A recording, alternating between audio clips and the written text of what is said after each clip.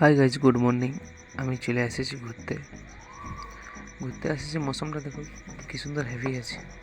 মৌসুমটা heavy আছে, আমি ঘুরতে আসি জানছি। দেখো মৌসুমটা, দেখো আকাশটা, দেখো একদম সেই লাগছে। তারপরে আমি এখন মুখ ধুক দিব, ঘর যাবো।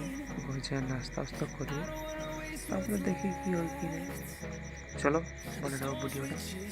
চলো রাস্তায় দেখাচ্ছি। চলো রাস্তায় যেতে যেতে পুরা, এখন বর্ষার দিনে তো পুরো কাদা কিচড় হয়ে গেছে। তারপর যাতে যাতে টোটো খাড়া আছে, তারপরে ওখানে গাড়ি আসছে।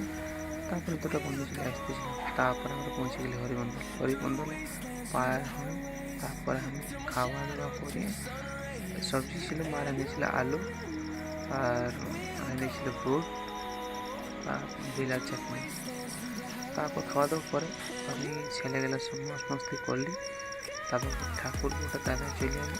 তারপরে মস্তি করে সন্ধ্যাবেলা চলে গেলাম ক্রিকেট খেলে। দেখি ছোট ছিল ক্রিকেট খেলছে, তো এই ছেলেটা ভালো খেলে, কিন্তু দেখা যাক কী হয়েছে।